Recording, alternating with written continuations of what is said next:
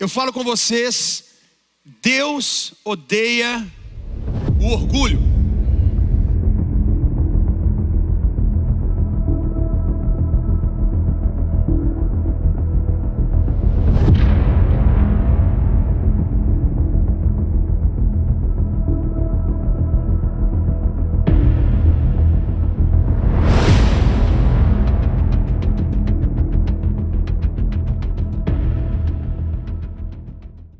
Recentemente, o mundo gospel foi estremecido. Deus odeia, Ele repugna qualquer atitude de orgulho. Eu vou ser sincero aqui com vocês. André Valadão não está na minha lista de pregadores que eu costumo acompanhar. Então, eu não assisti a pregação em questão, porém, pelo título já me deu uma noção do porquê repercutiu e fez todo esse barulho. Estamos vivendo uma época onde o básico não é mais aceito, nem ensinado ou sequer comentado. No mundo como um todo isso é a realidade, mas no cristianismo tem uma peculiaridade. A Bíblia em sua maior parte é autoexplicativa. Eu digo em sua maior parte porque o livro de Apocalipse é algo à parte, mas os planos de Deus para a humanidade estão contidos em cada versículo bíblico. E vendo alguns comentários de nomes relevantes do meu gospel, chega a ser triste o quanto a ideia do amor acima de tudo para ganhar visualizações, curtidas e seguidores tomou proporção ao ponto de sufocar o verdadeiro evangelho de Cristo. Mas esse tema fica para outro vídeo. Hoje eu quero comentar aqui com vocês um tema que parece ser um bicho de 7 cabeças. Homossexualismo é pecado?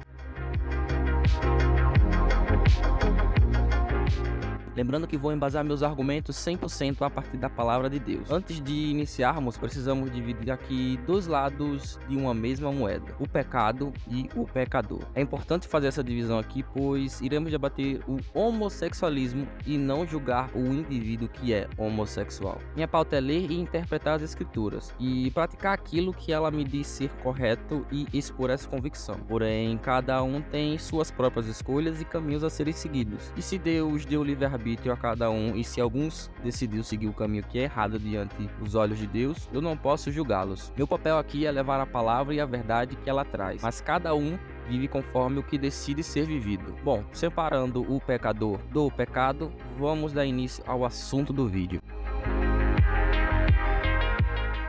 Deus tem propósitos desde o início da criação, quando ele criou Adão. De Gênesis capítulo 2, do versículo 7 até o 22, nos conta o começo desse propósito, mas eu vou destacar o versículo 16, que diz: Diz o Senhor Deus, não é bom que o homem esteja só, far-lhe-ei uma auxiliadora que lhe seja idônea. E Deus continua no versículo 20, assim o homem deu nomes a todos os animais domésticos, às aves dos céus e a todos os animais do campo, mas para o homem não se achava auxiliadora que lhe fosse idônea. Deus conclui no versículo 21, 22 e 23. Então o Senhor Deus fez cair sono pesado sobre o homem e ele adormeceu.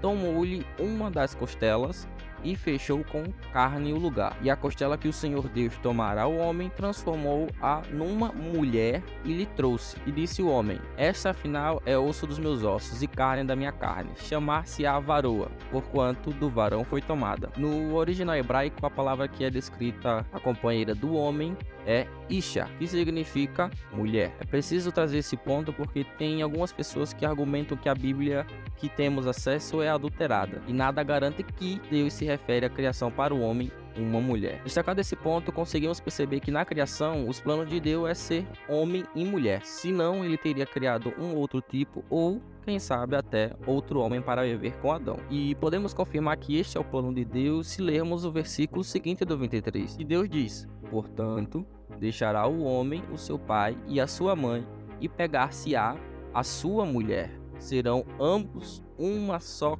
carne. Deus já criou a mulher com seu sistema reprodutor.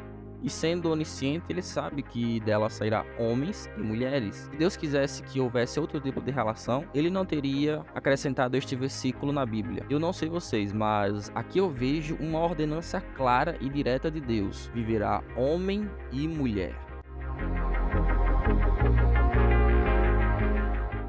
Nosso segundo ponto é o que o próprio Deus disse a Moisés em Levítico 18, do versículo 1 ao 5. Disse o Senhor a Moisés: Fala aos filhos de Israel e diz-lhes: Eu sou o Senhor vosso Deus. Não farás como se faz na terra do Egito, em que habitastes, nem farás como se faz na terra de Canaã, para onde eu vos conduzo, nem andareis nos seus estatutos.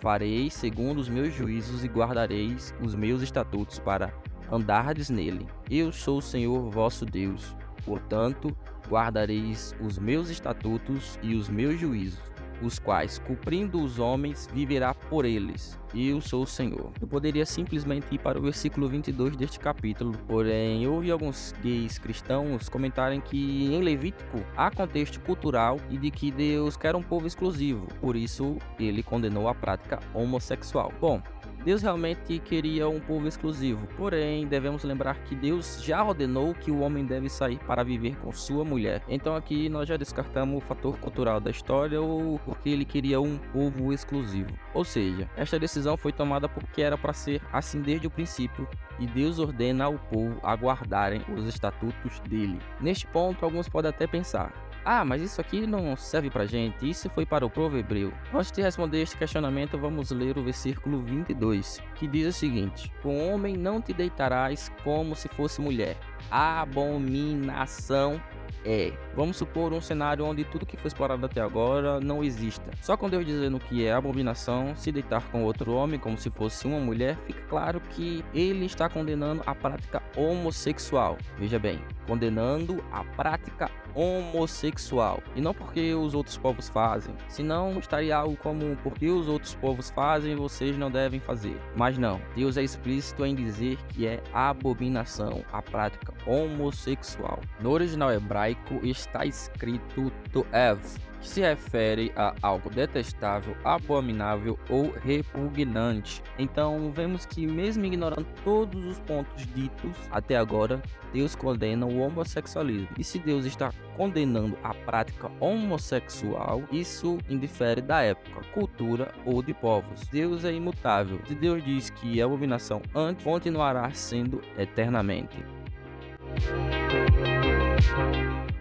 Para finalizarmos, temos uma passagem bem interessante no Novo Testamento de Paulo, onde ele nos descreve os que não herdarão os reinos dos céus. Em 1 Coríntios de capítulo 6, versículo de 9 a 10, Paulo diz: Não sabeis que os injustos não herdarão o reino de Deus? Não erreis, nem os devassos, nem os idólatras, nem os adúlteros, nem os efeminados, nem os sodomitas, nem os ladrões, nem os avarentos, nem os bêbados, nem os maldizentes, nem os roubadores herdarão o reino de Deus. As palavras que descrevem a homossexualidade aqui é efeminado e sodomitas. Vamos ver o que significa essas palavras no original grego. Efeminado vem de malakoi. Essa palavra era usada para descrever aqueles homens que eram moles, efeminados e afeminados. Pode ser entendido como uma referência a comportamentos homossexuais passivos ou efeminados, ou seja, o homem que se comportava e se vestia como uma mulher. Temos também a palavra sodomita, que vem de arsenokoitai. Essa palavra é mais específica em relação à atividade homossexual masculina e é derivada de dois termos gregos: arsen, que significa macho,